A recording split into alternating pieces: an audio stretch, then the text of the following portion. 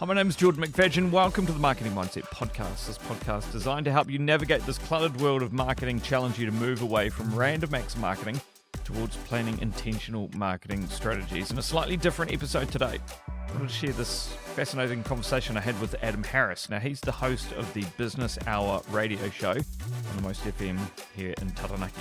I'm chatting about my journey from being made to do local stunts on the radio, founding Done by 9, and literally everything in between.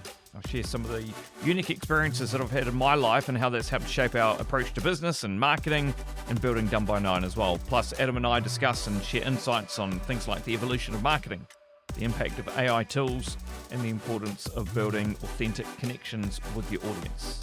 Hopefully you enjoy.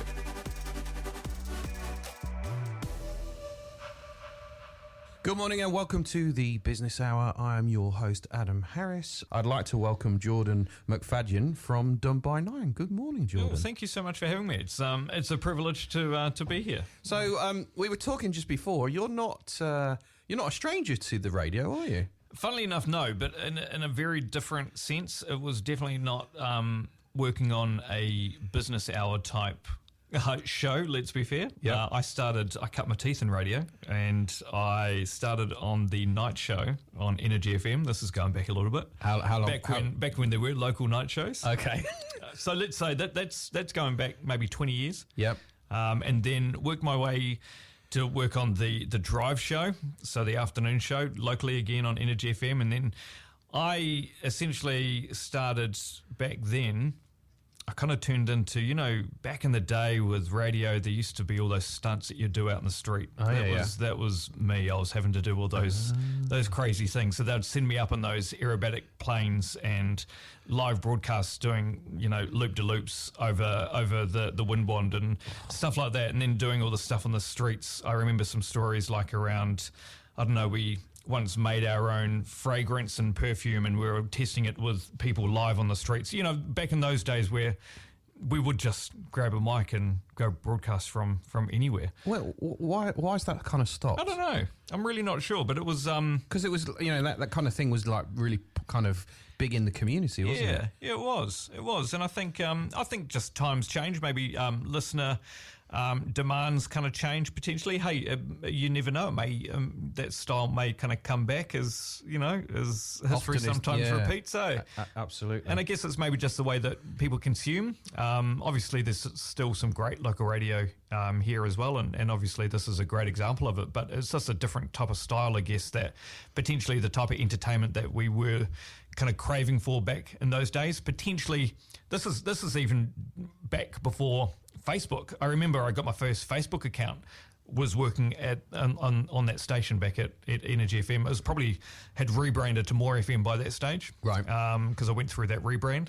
But obviously we consume content differently now. Mm-hmm. So potentially all that type of content that we were delivering back then, we're able to get on TikTok and Instagram or Facebook. So potentially there's not that type of drive to search out that type of content in the mornings on a morning breakfast radio. So instead, more information-based content might be more what people are kind of searching for. What was the craziest thing that you did? Honestly, we used to do, I don't know how, one of the ones that I do remember, and I think we were pushing the boundaries, but we did a promotion with, I can't remember, it was one of the local retailers. This is with Barney on Classic Hits. So this is Classic Hits before it turned into the Hits, because I moved stations, and he came up with this crazy idea that somehow got sign-off. And it got sign-off and it got sold, and a client brought it, and it was called, I can't remember the exact thing, but it was essentially called the Golden Shower, which sounds as crazy as what you think. But we literally got a local hardware store to give us an old shower, a shower off their thing, and we got them to paint it gold, and we put it on the back of a trailer, and we would take it around Taranaki, and the first person each morning who would come and have a golden shower with me live on the radio would win this prize, whatever it was. So those type of things. So having to get down to literally my undies on the street, hopping into this gold painted shower, freezing mornings, for entertainment and hoping that someone would come and join me so that we could turn the shower off and kind of move on with my day. I'll be completely honest. When I woke up this morning, I was not thinking that this conversation was going to go this way. Yeah. So it was a different type of entertainment, but look, it was fun, and it really cut my teeth in terms of communication styles, working with people, getting out in the community, as you say. It was a great chance to be able to do that. And meet a lot of people and have a lot of fun. Like, I think that was the main thing. It was a fantastic job, and we had a really good team. And I know they still do great work now as well. Mm-hmm. And it was great. It was a really good job to kind of do in those early 20s for me. That allowed me just to go out and have fun and get paid for it. Paid really badly, but paid for it. So what do you do for fun now? Well, interesting how times have changed. And for fun now, me and my wife have 4 kids, so that keeps us very busy. Mm-hmm. But what I enjoy now, which is probably why I'm on a show talking about business now, is literally business and learning and reading about how, about everything. You know, at the moment, for example, trying to learn as much as I can about investments. Yep. 2 years ago, it might have been building a process within within our organisation. Just that's what I actually really enjoy, and just trying to build what we're trying to do now is something that I actually really enjoy. Some people look at it and go, "You work too hard," or "You're doing too much." But a lot of the things that we do, sure, there's some parts of every job that do feel like work, mm-hmm. but then I always try and think about, if I can learn and meet people and do what I've done this morning, gone out for a coffee, and just learn and connect and share stories. I think that's something that I really enjoy. So people will be listening and be like, "Oh, who's this guy, Jordan?" So your business, you're the owner and founder of Done by 9. Yeah. Talk to us about the name for starters. Yeah, so we're a strategic marketing company, and essentially there's a couple of different ways that the name is kind of growing with us as we've gone. So it was one of those, those things in business where you do strike things a bit lucky. And I think, firstly, trying to figure out a name was one of the hardest things. And to get something that I was really happy with, that kind of encapsulated where I was at that moment, that I could also see potential growth with. Mm-hmm. So when we first came up with the name, this is me and my wife, and I was literally just kind of cutting my teeth in terms of the actual freelancing and starting to actually build a business. And it literally came to me based on the fact that a lot of the work that I was doing to build the business originally, because I was working full time as well, was having to be done before 9, mm-hmm. so in the mornings. Yep. And this also then worked into our family schedules so that I could still go off and kind of support and take the kids to school and that type of thing. So that's actually where it kind of came into, is Done by 9 from there. But it's kind of developed over that time as well, that we try, and a lot of our services that we provide our clients is being able to provide them support, mm-hmm. especially in terms of their marketing, so that they can feel as though that their marketing related tasks are literally done by 9. They can check in, they can make sure it looks okay, and they can then go focus on what they do best, which is running their businesses. So we work with e-com businesses who, founder-led e-com businesses that they want to be designing their products. They want to be doing customer service. They don't want to be stressing about whether a campaign is working well. So they can kind of check in on the campaigns, make sure it's done, and then they go to the actual job for the day, which is, running their business and things. So the name has evolved over mm-hmm. time based on personal experience to then how we actually support clients as well. Why is marketing important? Honestly, look, it's like one of the fundamentals, really. Obviously, having a great product and a great service is very important. Mm-hmm. But then you've got to make sure that people actually know about it and about what you can do to be able to actually find new customers and be able to support new people. And I guess that's one of my big things as well, as especially with our business, is trying to find the right people who have a pain point or are searching for something that we can really help with. And one of our main missions as the company has developed is essentially trying to find clarity through the clutter. The marketing space is massively cluttered. There is so much information. AI is not helping that situation as well. There's so much to try and take in, to try and think about. And I guess that's one of our core things that we're trying to do with clients, is just try to allow them to breathe, take a step back, and to get some clarity about what's actually working, so they don't have to be doing literally everything. I think a lot of our clients will just focus on, okay, marketing, that just means I've got to be on Facebook, or I've got to be doing this. And it's just trying to challenge some of those norms around, okay, well, look, if your ideal client or the people that you are serving are not on Facebook, then no, you don't need to be on Facebook. You need to be kind of where they are and trying to connect with the people that way. So back to the original question, I think that, marketing is just a really key way of being able to connect with your potential audience and try and help them, essentially, whether it's with your product or your service. And obviously it's a fundamental kind of part of business. It feels like the space has changed a lot, and specifically probably over the last 15 years. Since you've been in business, and we'll come on to the story that got you into that point later on, what have you seen change over the last kind of 4.5 years? It's been interesting. Like, I feel, even over the past 4 years, I feel as though we're kind of going through a bit of a shift between, marketers being very niched into what they kind of really focus on, whether it's like paid search or just SEO or some other things like that. But I can kind of see that potentially looking at changing with AI kind of coming in. And the fact that I'm not saying everyone's suddenly going to become like marketing unicorns, but AI is going to give some tools to be able to allow marketers to take on some other tasks that they might not have looked at previously. So there's a great opportunity for marketers to try and increase their skill set using tools like AI to be able to help them. And that's been one of the other big things that we're seeing is a lot of the media companies, if we're talking Meta, Facebook and Instagram, LinkedIn, Google, obviously, a lot of the tools that they're providing still are on the same fundamentals, but the way that we use those tools to actually market are changing all the time. Meta have introduced what they call Advantage Plus, which is essentially their version of AI, where they're, we're not needing to give as much interest based. So back in the day, we'd bucket lots of different ad groups with different interests and tell Facebook that we want people who are interested in this particular topic. But what we're seeing more and more now is that we can peel those back and use less ad groups and focus more on creative and making sure that the creative is really going to connect with our key audience. So making sure we know our key audience is still really clear, but letting Facebook and Google help us find those audiences based on data that we can provide them.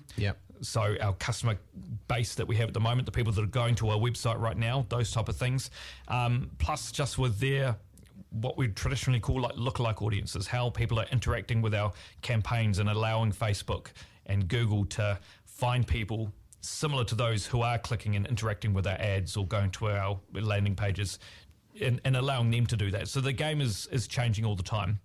And I feel as though that's one of the big fundamentals that we're always kind of tackling, and just relying and testing really, and making sure that the tools that Facebook are giving us and the tools that Google give us are, still the right thing for you and your business, and making sure that the creative that you're providing those tools connects with the audience as well, so you can actually see some results. So there's a famous saying, I can't remember where it came from. I think it might have been Saatchi and Saatchi. 50% of advertising is going to work. It's just working out which of the 50%. Yeah. Do you feel that now, the tools that exist, with the tracking of data and lead gens and click funnels and everything like that, do you feel that now is as good a time as any to actually understand your marketing spend? Yeah, definitely. Dollar in, dollar out sort of situation. 100%. Well, Yes and no. It's some for some clients it can actually be really tricky. As you may kind of be aware of, obviously the other big challenge that we face as marketers now is we're moving into that cookieless world where it's actually getting harder and harder to track the return on investment on certain things based on a lot of privacy things, which is great for the industry, but also a challenge for us at the end of the day as well. So it's around how we can navigate some of those challenges and make sure that we are still getting a good return on investment. So that's one of those key challenges that I think we are still facing. But I think the fundamentals still remain the same, that we do need to get that understanding about, how much return are we actually getting on spend. We measure the return on spend depending on the type of business that you're working with, some of the internal business goals. E-commerce, obviously, a completely different game. Like e-commerce, you're buying, I don't know, a pair of shoes, you can kind of work out that return on ad spend much easier, obviously taking into account all the other costs that business has. When as a service-based business, where we'll have a look at the cost per lead, for example, and try and measure on that, but then it really does also come down to how well the after lead process works in a business. So how effective is the sales team kind of working? The quality of leads that we're handing onto the sales team, is that kind of the type of lead that they're looking for?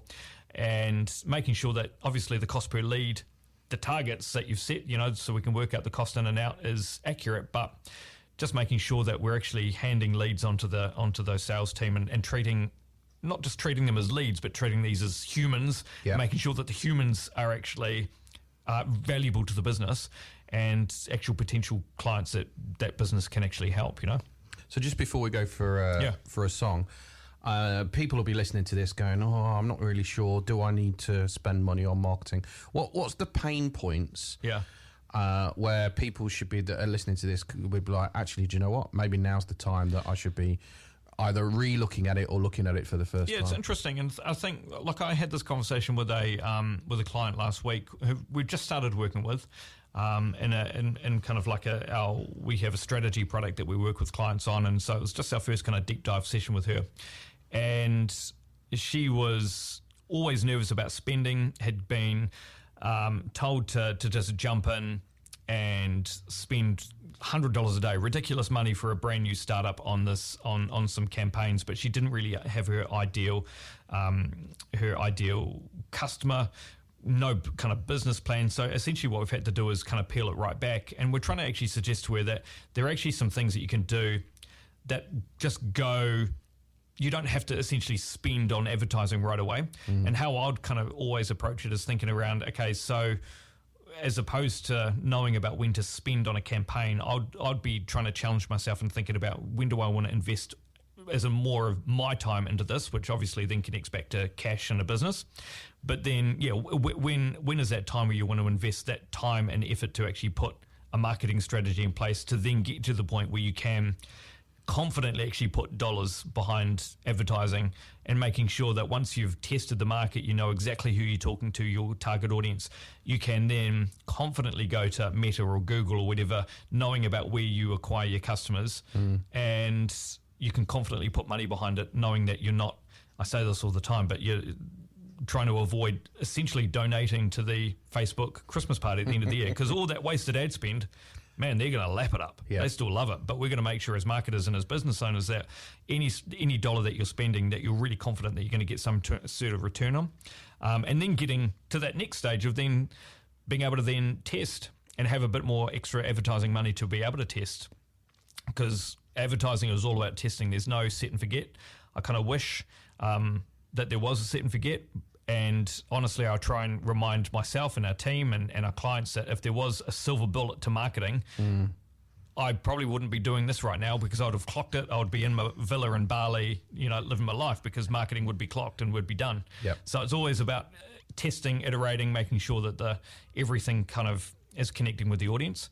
So that's, again, very long-winded answer to, it's a real hard thing to decide about when to actually put money towards marketing. But if you're not even investing your time or energy into a little bit of marketing right now, that's essentially where I'd start, as opposed to just saying, oh, well, actually, I've got a spare couple of $100 a day that I can put into marketing. 100%, I would be actually putting a strategy in place first before giving that hard-earned cash away. You know? It's quite a science. Yeah. And that's why an organisation needs to work with somebody like yourself that knows and understands the vertical, the nuances, what to do, what not to do. You mentioned the aspect of having a strategy, because otherwise you're just throwing the proverbial at the wall. Yeah, definitely. And it's amazing.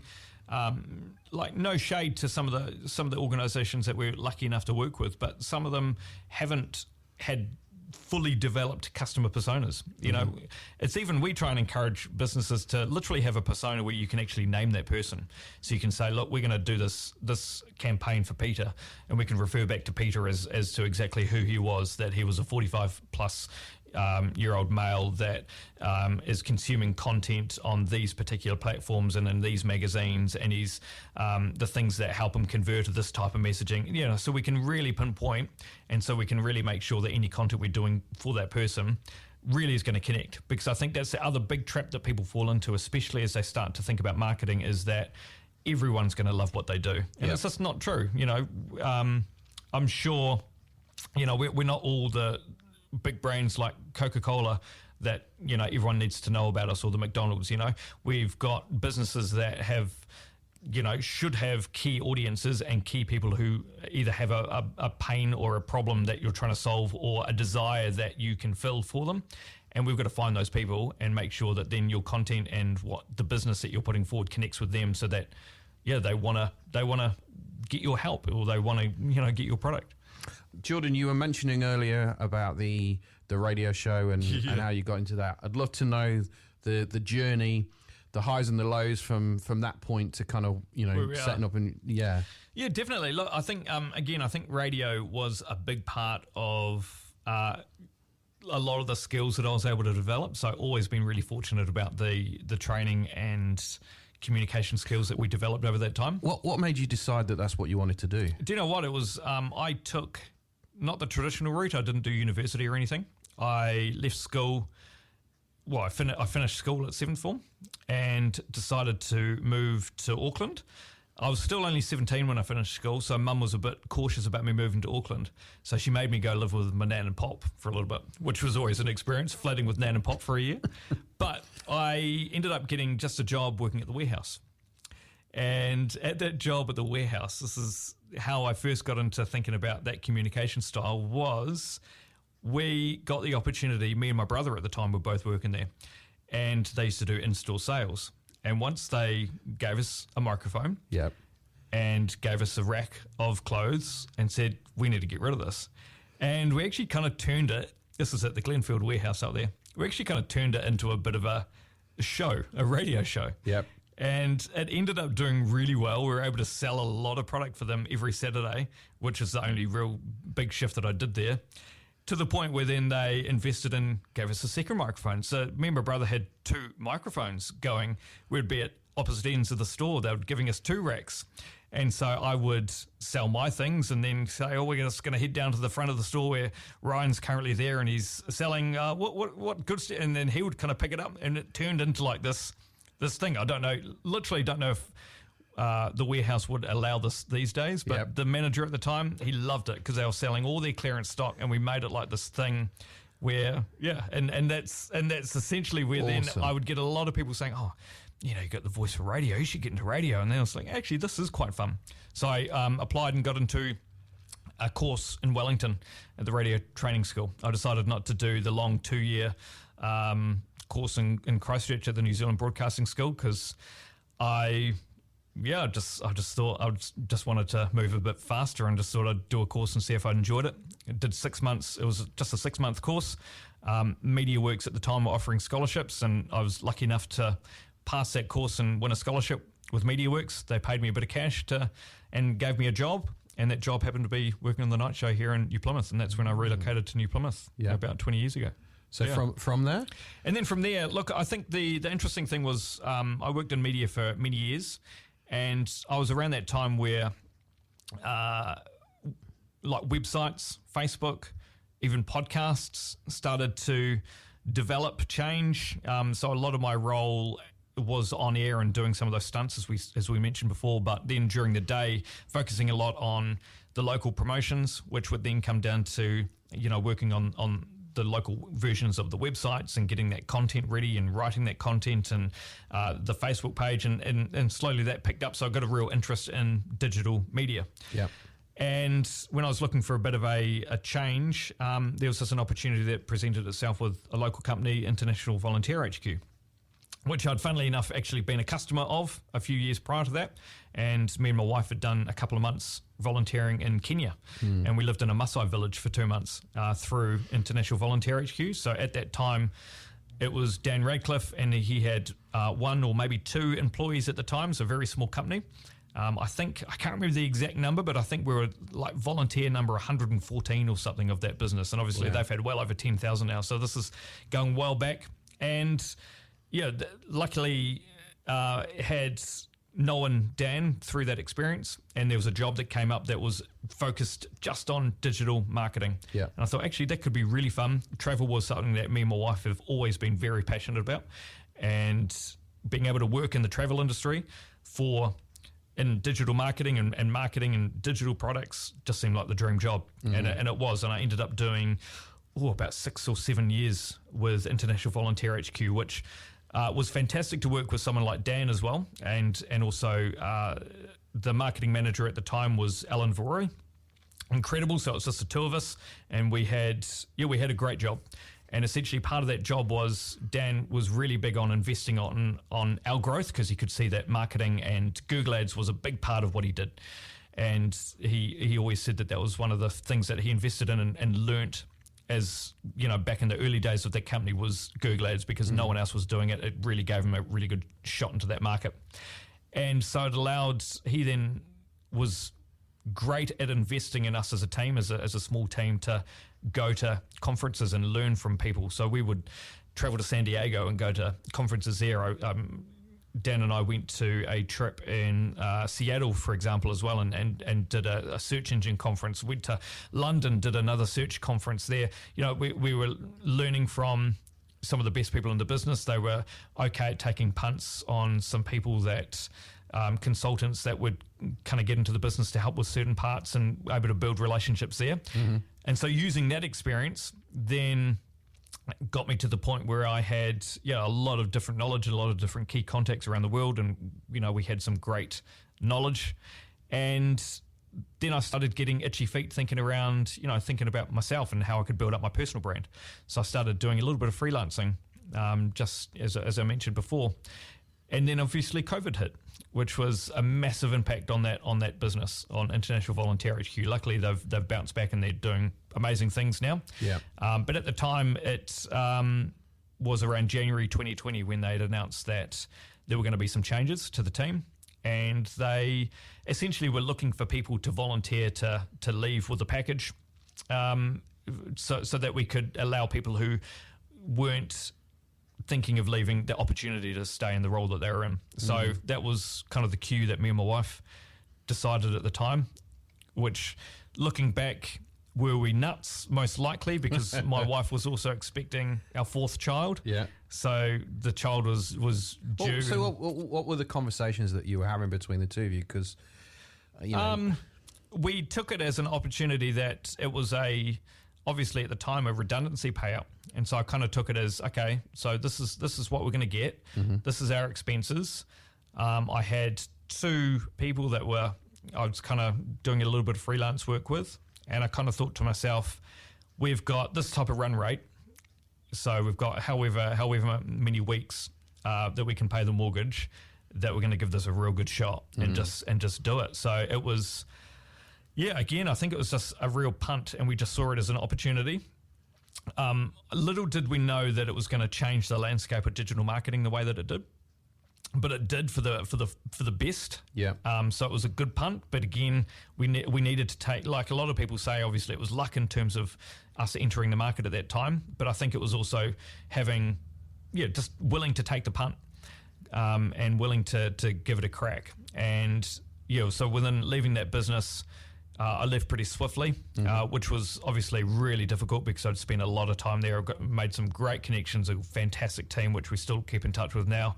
So it was really tough to leave the business, but also at the same time, I had to just brush myself off and just get straight into doing what I was doing. And it's actually from there I was able to, again, lucky that I was able to work with some of the connections that I'd built up over the years within the local media and everything. So I was able to get myself in front of, business people, especially once lockdown started. And I think that's actually where we first connected. Well, not that we met in person for years, but we first connected on a Zoom call during that lockdown as I was a guest on what was it, through the Chamber of Commerce or Venture Taranaki, one of the two. Yeah, so back then, I just remember I'd been here, I think I got here probably about the time that you took redundancy.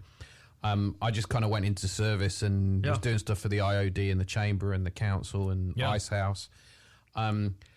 So just picking up on that then, the aspect of kind of like your network and the people that you'd built in the years gone by, did you ever imagine how important those people would be when kind of setting up on your own? No, not really. And I think, personal brand has obviously always been something that's been at the forefront, and I guess that has come from my days in radio, where to ever progress in that industry, in the local media industry, was based on your own personality, and this is why some of the local greats like Brent Proctor, who you may not know because obviously it's before your time, but he had a long-standing show on Classic Hits. And he'd built that brand up. It wasn't Classic Hits or the morning show. It was literally Barney.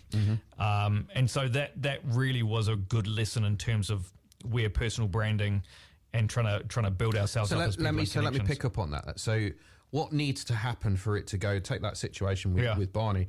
What needs to happen for it to go from being the show or the business to then an individual which has got a following and has got almost its own personal brand? Is there things that you need to do intentionally, or does it just happen organically? Look, I think it's intentional. I think it's just making sure that you're kind of getting yourself out there. I'm terrible. Also, I'm much more comfortable doing what we're doing now, talking on radio, talking on camera. I am a terrible networker as far as I see it. And people sometimes say that that's the opposite, but I find it really uncomfortable, and it's one of those skills that I'm always trying to develop and change. So what I've tried to do is just really double down on the things that I know that I can do well, which is communicate, in a padded room like we're in now, or in front of a camera, because it's what I've really was trained to do. So where that's essentially what I did is tried to double down on those skills that I had, and then tried to use some of those connections that I had, but using my communication skills as a way to try and convince people, to allow me to do a Zoom webinar and be in front of Taranaki business owners who were suddenly thrust into the digital world, and I was able to offer just a little bit of light at the end of the tunnel. That then really was then turned, me just appearing on a Zoom into this is also the business that we kind of have behind, which was a very young business, like literally months into its infancy. And to be able to then have an opportunity to come across like we'd got, that we were, that we were this big business was great. But obviously we used just my experience and my kind of story to be able to help propel that. What was the point when you realised, actually, I've got a business? So this has gone from being, being from a consultant into maybe a lifestyle business. It took about probably 11 months of real hard graft. And obviously, again, it's hard graft, but everyone had a hard year. And, we were also, my wife was running a hair salon at the time, so she was shut for a lot of that year. So everyone had a really tough year, but we just pushed really hard. I think we also used that opportunity to just try and, we had obviously, especially during the lockdown time, we had, looking back, essentially a little bit of a gift in terms of being able to have all the family in the one spot, which was hard to deal with, but also it was a gift because we weren't having to drive around doing all the after school activities. So I was able to kind of lock my way into a room somewhere and just try and put on noise cancelling headphones just to really try and focus and really try and make this work and figure it out and have that time without then having to be, I've got to go and run off and do the school run now and things like that. So we worked together, me and my wife, worked together on trying to use that time as wisely as possible, also knowing that we had a limit before the cash was going to run out.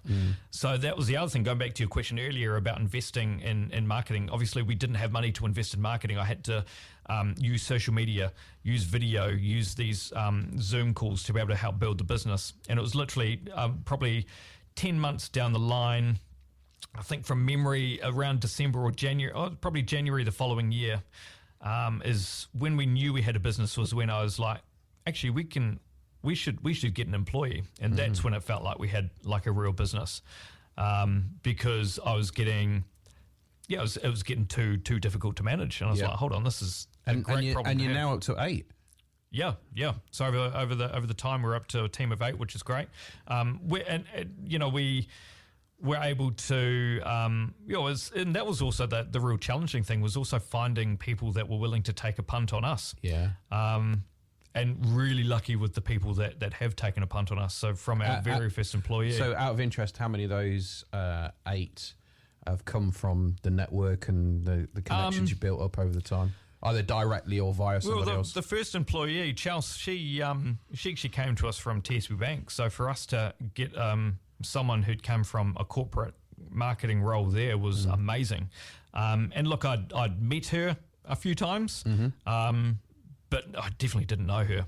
So I think that was just great to be able to put the feelers out and just find someone who was willing to take a punt on a new business, which was amazing. And I know that because I'm still she's gone off to start her family, which is amazing, and still keep in touch with her and her partner, who's a local lawyer. And I remember having those conversations and even just her kind of seeing, us out in the market and doing what we were doing, and wanting to kind of be a part of that journey was really key. And then even some of the other team members that joined shortly after that are still with us now, that kind of just saw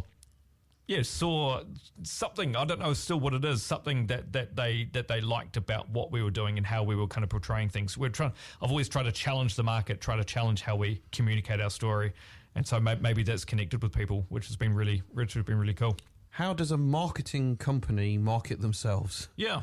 Honestly, I think I've actually got a podcast with that name, because essentially, I know we've touched on a little bit already just around personal branding. I still think that's one of the key things that has really helped us.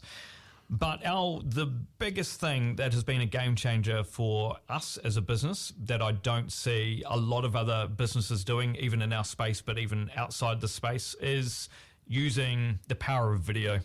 Has been one of those keys. And I don't think that you need to overthink the video.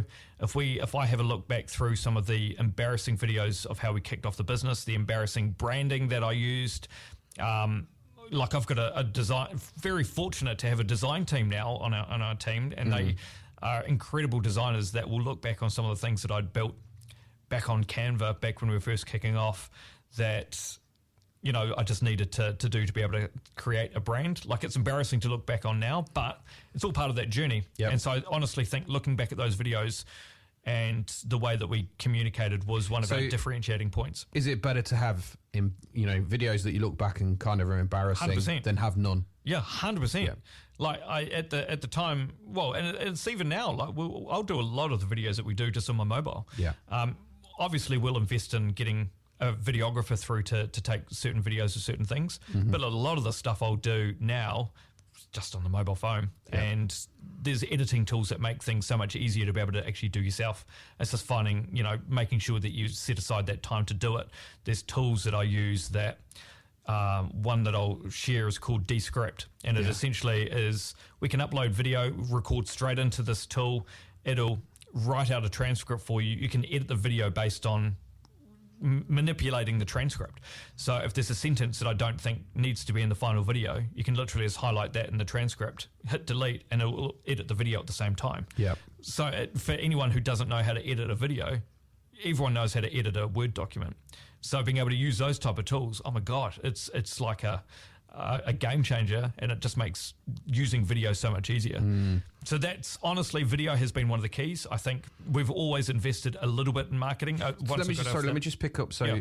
has the video driven opportunities to you, or is somebody been in the mix and looking at it, and then the video is the thing that's pushed them over? Right, Yeah, okay, both. cool. I think I've used them as key in our, and I know that it's getting quite saturated with using video across advertising now, but I still think that if you can connect with the right audience with the right messaging, it's still really powerful. Yeah. And then on our website, we've always had videos right on the homepage of the website that explains who we are, what we do, and I've found that it's good to get that exposure, and I won't go too much into detail also about why I use video on social media and campaigns, because it also, the data that the video holds is incredible. So we can say to Facebook, people that watch that first video for 25% of the entire video, so they stop their scroll for 15 seconds, say, I want to serve them this next ad to get them down the funnel. So there's so much power in using video on these platforms, because obviously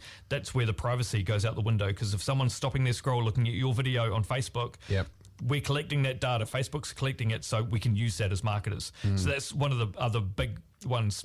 But then the other big key that I found with video is that I've never seen myself as a salesperson, and the sales process is so much easier when you jump on a call or you first meet someone who feels as though they already know you because they've watched all your videos. So when you sit down with a coffee with someone, you just feel that there's so much more relaxed, because it's like they know you.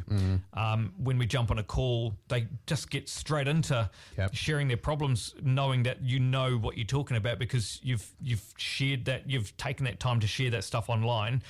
I used to have my mother complain at me for saying, I think you give away too much stuff on your videos, which I always as a rebuttal, it's essentially, I think we should be trying to help each other more in giving away that type of thing, because it helps with building our trust and authority across our market, which is the core principles that even Google uses to quantify. Yeah, I've been a massive advocate of video over the years. And I always used to say, people, look, if you're interested in working with me in any of the things that I do, go and have a look at some of my videos. Have a look at the testimonials on my LinkedIn page, because what other people say about me is more important than what I'm going to tell you. 100%. And that will give you an idea. And if you still want to have a conversation, great. Let's do it, yeah. And what for me has then happened is that, like you said, you then go into a different conversation. They've qualified themselves in. Yeah. I don't like wasting time, and I'd much rather be speaking to people that want to engage, and there's a connection and a value set. Yeah, definitely. Rather than just going through the motions and trying to compete on price, because that's not the market. So it feels the right time to ask, who for you is a target client and customer, and who is not? Yeah, so we've adjusted over the years based on starting from a freelance, and in those first year or two. We were stoked to have companies that would come to us and want to engage and work with us. But over the years, we've seen, and we're trying to challenge as much as we can in terms of the industry. So we focus purely on strategy first, and all of our clients will come through. We have a set strategy deep dive process that we go through that takes around 6 weeks to start working with a client. And there's a couple of reasons we do it. Because we need to help. A lot of clients will come to us with no idea about what to actually do with their marketing, or they're at the point where they have a marketing team that just need a bit of direction and a bit of hand-holding to get them in the right spot. So taking them through that process is important for them, but also for us. I need to be able to say to this client that any recommendations that we provide them is based on our in-depth knowledge of your business and how it works. Otherwise, I can't have a business come to me saying, "Oh, we need Google ads. Can you build me some Google ads? Send it to this landing page and hope that it's going to work." There's so many things we're going to get right: the tone of voice, the branding, the customer, the landing pages it's being sent to. So we're never going to get good results on that. So that's where our target customer has shifted. That we're looking for people, and we work with people and organizations that need a strategy, and they're focused on long-term marketing goals as opposed to quick wins. And so that comes down to also We work with service-based businesses. There's a few e-com businesses that we work with as well, and it's essentially just we work with a large range of different types of businesses, but primary thing comes down to how much they're kind of willing to kind of invest in the process of building a marketing strategy that's going to perform for years to come. What I love about what you've just said there is that it's important, and I sense this is because of your value set, is that we're not going to just be a transactional relationship. Actually, we want to build a rapport. We want to really understand your business and your organisation, so that we're able to deliver against what it is that we need to do. And look, I know that there's other companies similar to ours that are able to do a transactional basis and look after ads, and that's fine. And look, I'm sure they get fantastic results. But for us, what I can see that we get the best value out of our clients is building long-term relationships that they can feel as though they can rely on us to be able to provide them with in-depth support around changes in algorithms or AI enhancements, or I've read this thing online, what does this mean for us in our business? And we're able to come back and either challenge them and say, well, look, actually, we need to change our strategy based on this, or actually, you need to calm down on this. It's not going to affect you as much because remember, we've got this. So it's just really working and building those strategic kind of partnerships with these organizations. And that's primarily how we work. What does the future hold for you in the business? We are in a really exciting part of our growth, and I think we're growing more than what I could imagine. So very fortunate. We've got a fantastic team that we're really fortunate to have behind us as well. And look, I think we're just going to carry on looking for new growth opportunities. We've got a great network of people in Melbourne, great network of businesses that we work with.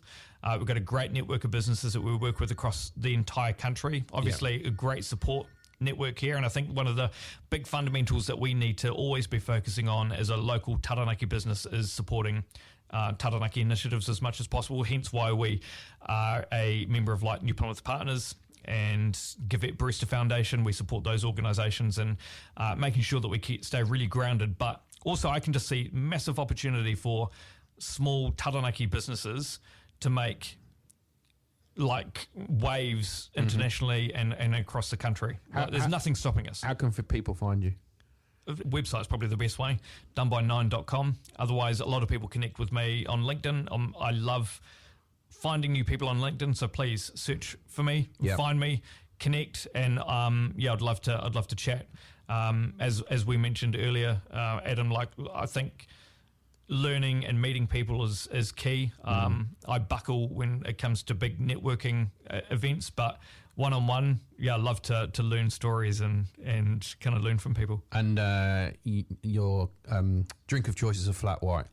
Yeah, well, today was. Okay. Today was. That was a big part of our story was actually coffee back in the day with Done by Nine. A lot of our stuff was driven around this one. I picked on one thing, and it was coffee. Yeah. And so and we still get it to this day where people will come to us saying, essentially saying, I know you're a big coffee drinker because we did a lot of our marketing. I just chose one tangible thing that we could really connect to, and it was coffee. Back in the day, it was a strong long black. But it has changed a little bit to a flat white. Right. I'm getting a bit weaker, maybe in my old age. Okay. I'm just needing to calm down the caffeine jitters, maybe. So, yeah. I would have thought you would have needed it with 4 kids. Yeah, exactly. And then the other big change in my coffee preference was we spent a lot of time in the States over the past few months because I was working abroad, and they make a terrible coffee. But they do an okay milky type coffee. So I actually got a bit more accustomed to of a milkier American style coffee over there. So maybe that's changed my taste a little bit. Okay, so wrap up questions I ask all our guests this. The first one is, where's the best place for that you get a coffee in New Plymouth? Proof and Stock. Okay. That's our daily. Yep. I go to the garage with Tane and Adriana, every day. And my wife, we've got an account there as well, which makes it dangerous. Makes it really dangerous. So that's the everyday occurrence. Well, it's also a business expense as well. Well, that's true. That's true. Favorite beach? Favorite beach would have to be Awakura, I'd say. We try and camp there each year with the kids and spend a time on the beach. Yeah, we try and spend as much time on the beach as possible. But favourite New Zealand beach has to be out there, just with the campground, with the town, everything. And then if we're going even further, we spend a lot of time in Mexico in January, and there are some beautiful beaches. The one that we were staying in was called Sayulita. If you're ever travelling over that place, go over there, then head up to like San Pancho, Lo de Marcos. Right. Beautiful. Feels like there should be a podcast that you should do on, I think so. on your trips to Mexico.